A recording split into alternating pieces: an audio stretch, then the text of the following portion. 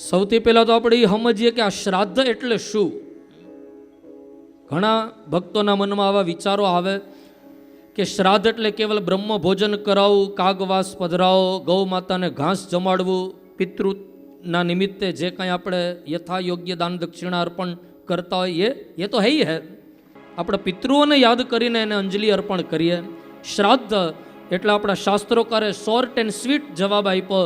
શ્રદ્ધાપૂર્વક આપણા વડવાઓ માટે જે કરવામાં આવે આનું નામ શ્રાદ્ધ. શ્રદ્ધાપૂર્વક. પછી તમારી શક્તિ પ્રમાણે તમારા और ये पितृदेव वो हमारे पर्सनल देव है. સત્યનારાયણની કથા કદાચ આપણે નહીં કરીએ તો આજુબાજુવાળા લોકો કરી શકશે. કોઈ દેવ કાર્ય કદાચ આપણાથી નહીં થાય તો દેવ કાર્ય પણ અડોસ પડોશના લોકો કરી શકે. લેકિન હમારે પિતર તો હમારે પર્સનલ હૈ.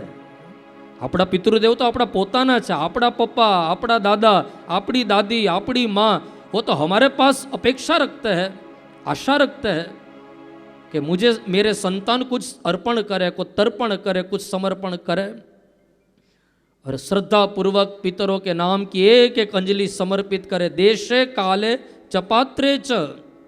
देश काल અને પાત્ર પ્રમાણે એક સમય હતો કે પિતૃઓના નામે કેટલું દાન દેવામાં આવતું, ગાય માતાને ઘાસ જમાડવામાં આવતું.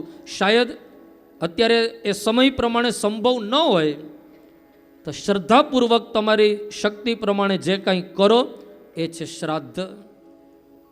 પિતૃઓ નડે અને કથા થાય કે પિતૃઓ નડે ત્યારે કોઈ સત્કર્મ થાય આવું નથી હોતું.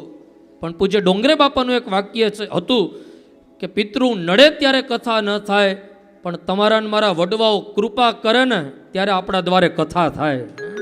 એ કૃપા કરે, એ ઈચ્છા રાખે, એ આશા રાખે કે મારો પરિવાર ભેડો મળીને કંઈક કરે.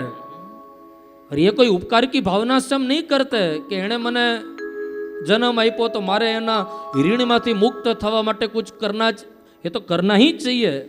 ये हमारी नैतिक फर्ज है, ये हमारा धर्म है. એટલે તો આપણા શાસ્ત્રોમાં ઘણા બધા ઋણ બતાવ્યા. એમાં એક ઋણ છે પિતૃ ઋણ. એ ઋણ હે.